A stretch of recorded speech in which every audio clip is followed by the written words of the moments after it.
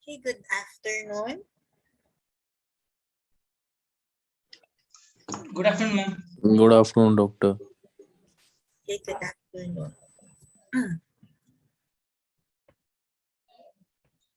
Okay, so for this afternoon, we would tackle research problem and objectives. I've been asking you to view the output of the second year March batch so that you will have an idea on what you will do at the end of this semester. Okay, our first semester would focus on making the research protocol, the presentation that you have seen the previous batch did in the research protocol presentation. Okay, the topics that I am asking you to do would be thinking of your research topic. So per person, I ask you to group yourselves, and then per person you brainstorm and discuss among yourselves. Give 3 topics each on what research topic you would like to do, just like what you have seen in the research protocol presentations. Okay, so look at the possibilities. Of course, do not repeat what the previous batch has done. There are a lot of research questions that we can do, and that's why we are having this lecture. Okay. So, what is your research process? The research process defines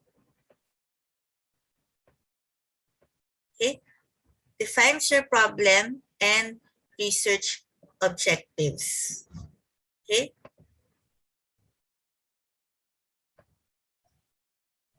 Okay. So it asks the question what? So these are concepts, variables, and measures. Or it could ask the question how? So either the overall method, survey, experiment, case study, secondary data, and who, of course, it targets a population or sample of the population. It involves, as you have studied in your biostatistics, in PMCH1, involves data gathering, data analysis, data presentation, and the like. So this is a review. So you know how to do a survey. So most of you would utilize this strategy in doing your research protocol. Of course, there are limitations in the kind of research that we could ask you to do, especially in the light of this pandemic. So of course, your survey defines first your study objectives. So identify the needs and study population. Determine your research design and research approach, which we will also learn eventually in our latter lectures. So it could either be a self-administered or mailed survey. You have learned in your previous year the advantages and disadvantages of each strategy. Okay. Okay. Questionnaire. Okay. Aside from survey, this is one of the more utilized data collection tools, making your questionnaire. So make sure your questions are valid and easy to understand. Okay. Of course, you choose your sample size, your sampling design, and your sampling frame. Of course, part of your research would be to estimate time, costs, and manpower needs, etc. Okay, so your questionnaire design, so it may give you preliminary information. So initial information that is needed, who are the subjects, and method of communication. So We look at the content of the question, how the question is worded, how the response is formatted, and the sequence and layout of the question, because that matters as well. Okay. So research, there are a lot of things that you could look at. Any disease or any public health phenomena, you look at demographics, socioeconomic, physical, knowledge and beliefs about a certain thing. So, for example, the knowledge and belief regarding HIV among Indian adolescents in, for example, Delhi, etc. Affective, your attitudes, feelings, preferences, and behavior. So there are a lot of informations that we could get, that we could be curious about. It will depend on your interest. Like for example, a novel area of research would of course be your coronavirus. Of course, it's a novel virus such that there are a lot of things that could still be discovered with regards to coronavirus in relation to other diseases. So if you look at question content, you would look at, is this question necessary or is it useful? A lot of pitfalls of questionnaires is that they ask too many questions, they ask so much data, but they cannot use it and it's not necessary for the study. So, are several questions needed? Double-ended questions should be avoided, meaning there would be duality and vagueness in your question. So is it appropriate for your respondents? Is it specific or concrete? So is it general? Do you want behavior? Replies, general attitudes? So is it biased? Is it something that subjects are willing to answer? And can responses be compared with existing information? Okay. How is it worded? Is it easily understood? Are you using jargon and abbreviations that are not understood by your respondent? Does it adequately express the alternatives? We don't want misleading questions. We don't want biased, emotional, or slanted questions.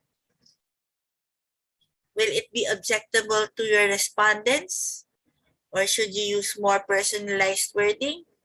Or should you ask in a more direct or more indirect way? Okay.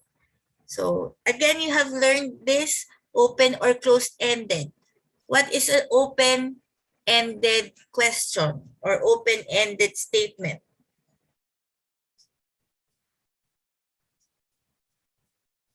Abby, Tanggapandi.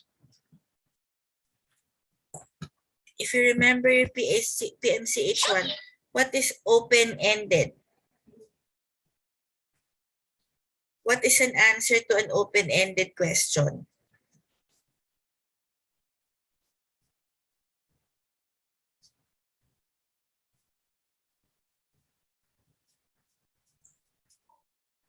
Or anyone who wants to answer? Yes or no questions, doctor? Yes or no questions. What are yes or no questions? Adhikari, you're raising your hand. Adhikari Deb Kumar.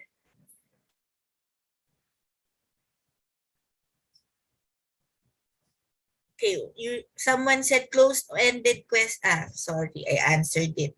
Yes or no questions are closed-ended questions. So these are questions that could be answered by a yes or a no. Open-ended, you could ask things and the respondent will answer. So if it's closed, it may be ordered or unordered, number of categories, so type of cue, forced or unforced. So response categories, So it could either be exclusive or exhaustive.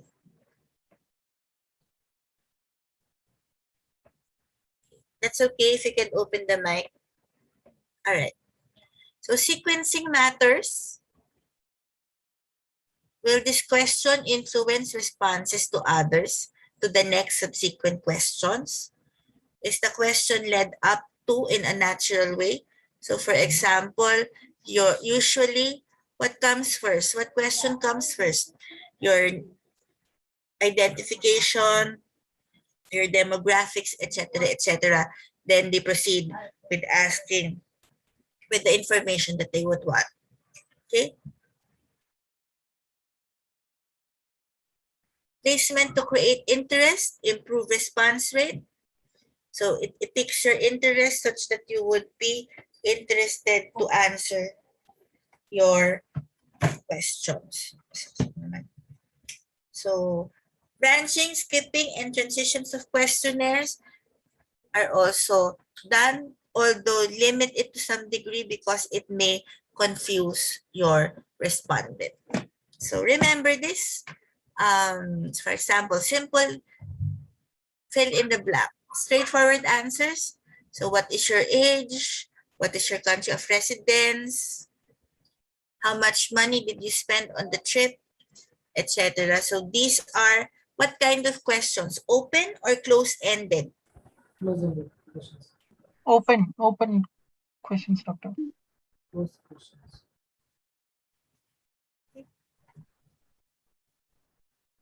If it's particular, Closed-ended. it's close-ended.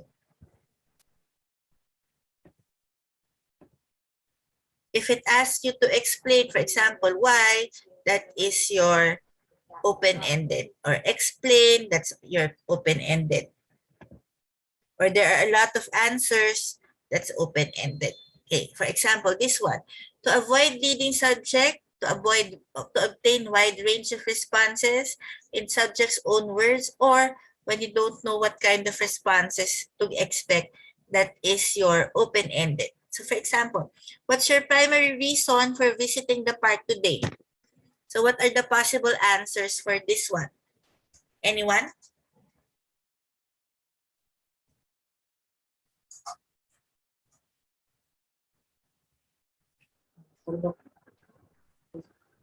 I went to the park because I want to see the trees, for example.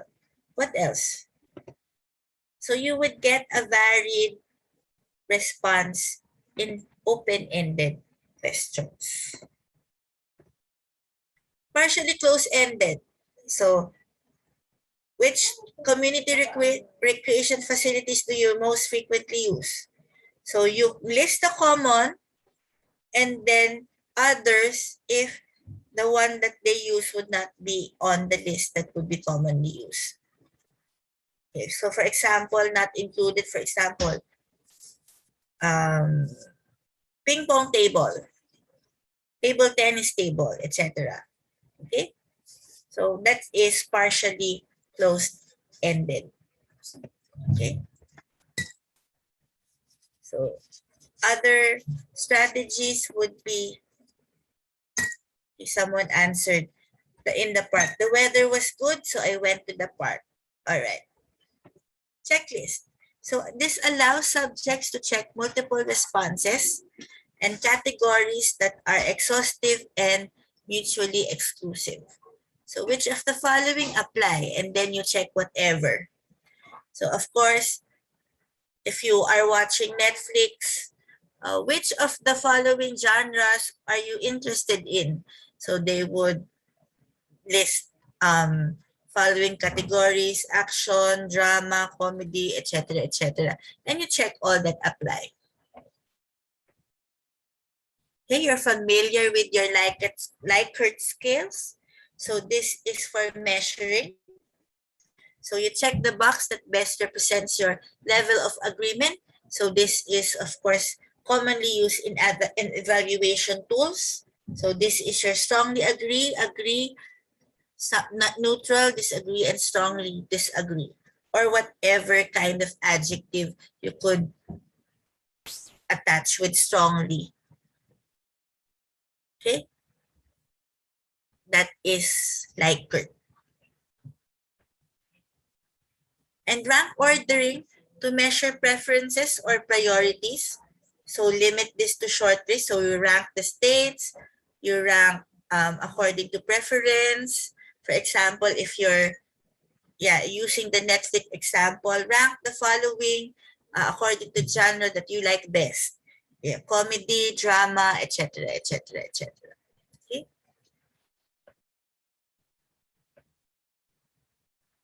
So some are filter questions to screen for eligibility or knowledge prior to asking other questions. Okay. So did you stay overnight?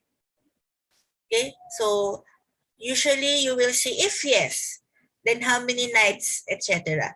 If no, you proceed to another part of the questionnaire.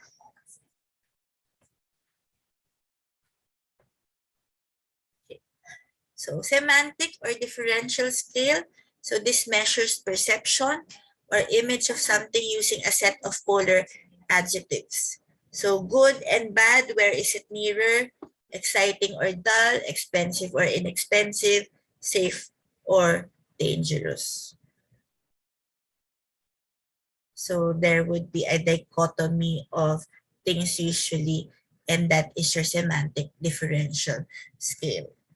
Okay, so just some surveys that you may do off the bat.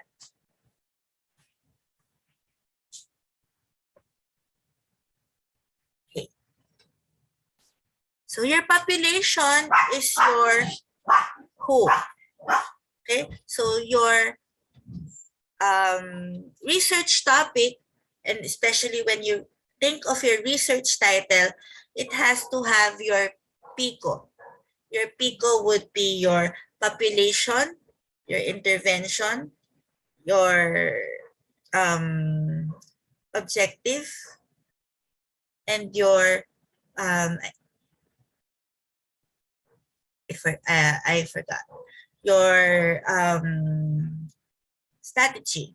Okay, so for example, for your population, it could be your favorite when you do your research. A study blah blah blah blah blah among JFM students international batch.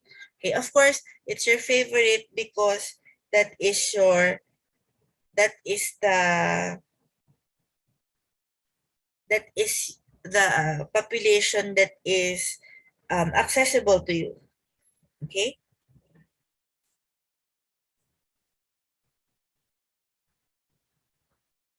Okay, I'm sorry. C is for control. So population, intervention, control, and outcomes. Okay, we'll see that later.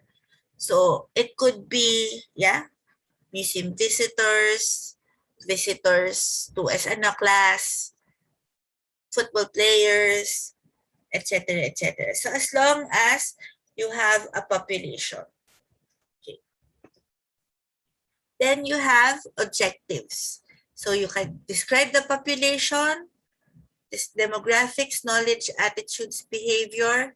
You could test for differences between subgroups, test for relationships between variables, and evaluate a program. Okay, my objective slides would be in another PowerPoint presentation.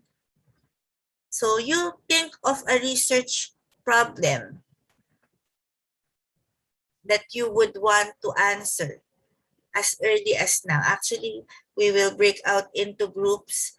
Then I will get back to you by the end of this meeting, or it will depend. I may just leave it as an assignment, and we will talk about it next meeting. Okay. So research objectives. What are research objectives? Okay. So the term research, again, we go back to the definition. So in simple terms, we search for knowledge. What do we want to know? So it's a formal, defined system in order to contribute to knowledge by either discovering new facts or correcting old ones. So this systematic process of collecting and analyzing data in order to increase understanding of certain phenomena are concerned is called research. Okay. So what are objectives? So this is the goal intended to be attained. So this is what you want to achieve. So this is the state of affairs that a plan is intended, again, as mentioned, to achieve, and that terminates behavior intended to achieve it. Okay. Structurally, objects are seen as small particles which constitute the problem. Okay. What would be its focus? So this is the more common problem. I will ask you to say a topic and you will say smoking, sleeping, caffeine. Oh, that's your favorite. Please shy away from those. There are a lot of research topics that you could think that would not involve the three. So that you could focus the study, I would ask, what about smoking do you want to study? So be as specific as possible. So remember also the SMART acronym. So it has to be specific when you do your research protocol. It has to be specific. It has to be measurable. It has to be attainable. It has to be relevant and has to be time-bound. Okay. So that you will not collect data which are not strictly necessary for understanding and solving the problem we have identified. So for example, your study is on or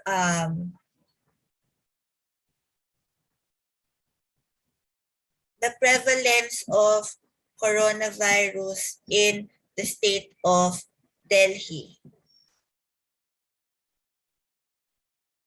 When you collect data, you do not focus on the coronavirus disease anymore. But you look at the prevalence in the population of Delhi when you collect data. Okay, maybe you just list if it fulfills the criteria. But for example, it's caused by the spike protein, blah, blah, blah, blah, blah. That's not necessary anymore. So that your study would be more organized in all phases, so that a properly formulated specific objectives will facilitate the development eventually of the research methodology and will help orient collection, analysis, interpretation, and utilization of data.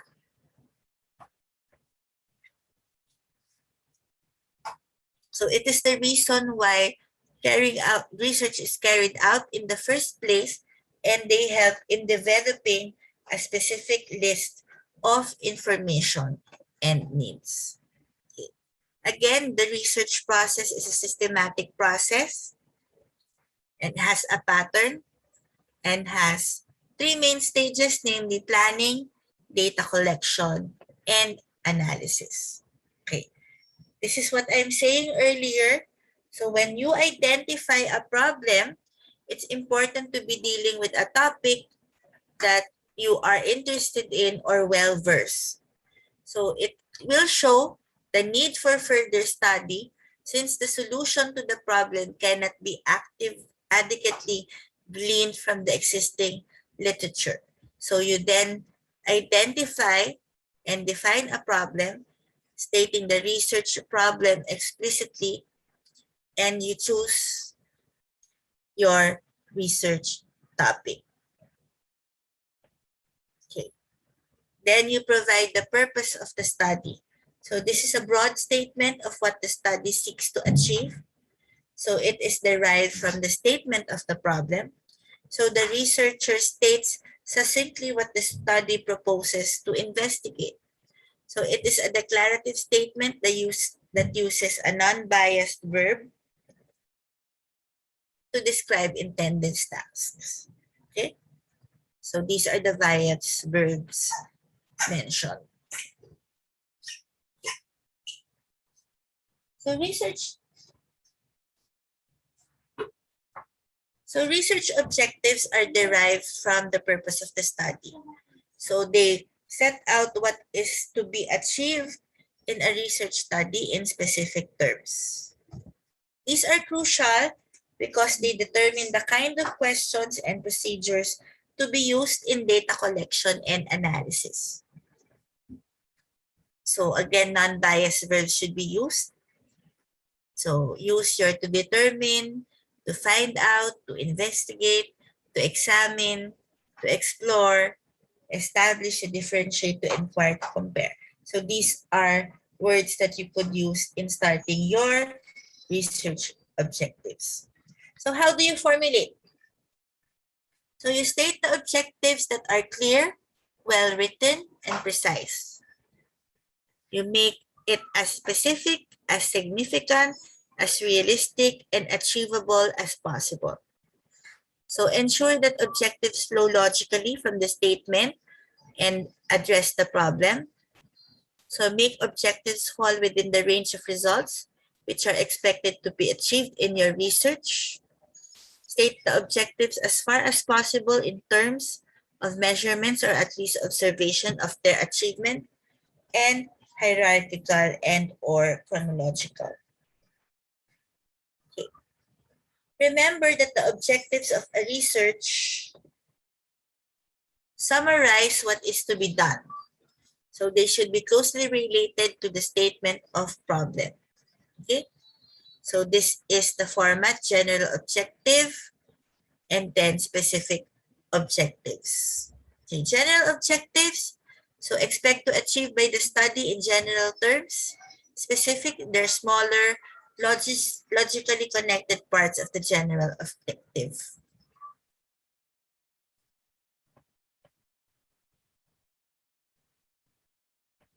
Okay, for example, the general objective is to identify antiviral chemical constituents in Mumbukura jutenensis flowers. Specific objectives would be to carry out solvent extraction of dried flowers, to isolate the constituents, to determine antiviral activity, and to determine structural formula for each of the compounds. Okay, another example.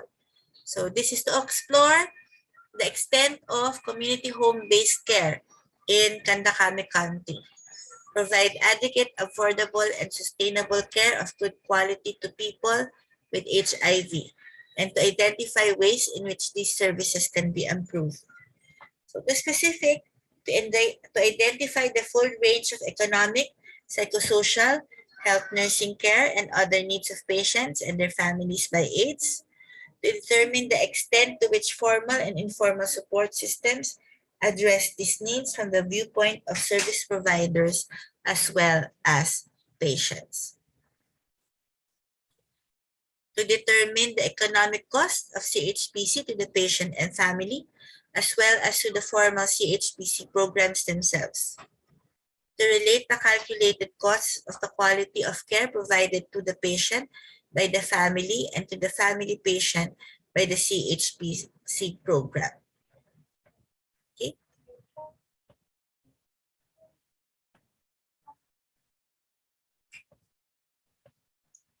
So make sure that you cover the different aspects of the problem and its contributing factors. Okay. That they are clearly phrased in operational terms, specifically specifying what you want to do. So they are realistic, use action verbs that are specific enough to be evaluated as earlier mentioned, and avoid the use of vague non-action verbs, such as to appreciate, to understand, or to study. Okay, as I've mentioned, it has to be SMART, your objectives. Specific, it states exactly what you need to achieve. Measurable, includes a quality or quantity measure. Achievable, okay, between you and your reviewer. Realistic, relevant, can be challenging but must be achievable. and time-bound with a clear end date or time scale. So specific. So who is going to do how much of what by when? So for all Master of Science students in Piromo will have participated in a thesis writing guidelines workshop. When you specify means there is a description of a precise or specific behavior. So you will know the number. So you will know if it's specific enough if an observable action is linked to a number, rate, percentage, or frequency. So everyone who's involved knows that it includes them specifically. So everyone involved can understand, and your objective is free from jargon. You've defined all your terms and used appropriate language. Clearly state what you expect to achieve using action verbs to describe what has to be done. So for example, not specific would be encourage more people to join sports center. Specific, increase membership of the sports center. And not specific is conduct research. What is specific is formulate plans for research on topic whatever. So specific, then measurable. So measurable is there when something measurable to assess progress towards the objective. So by 1st August 2014, the OrgChem Master students will have established a group discussion forum that meets at least every other month during the study period. So your object of interest measure up to your standard of acceptability. So answer the phone quickly versus phone calls will be answered in 3 rings. So which is more measurable? Of course, phone calls will be answered in 3 rings whereby the value or the data is measured by the number of rings. Of course, quickly is vague if you use that to describe and that as a measurement. So objectives should include a quality and or quantity reference so that you can measure whether or not you have achieved them. For example, not measurable, increase membership of the sports center. Measurable, increase membership of sports center by 10%. Okay, not measurable, formulate plans for research on topic X. Measurable, formulate plans for research on topic X and submit grant application X to Research Council. That's why in the presentation of the research protocols, you would often hear questions like, how do you measure? How do you plan to measure the following? How do you plan to proceed with your study? Okay.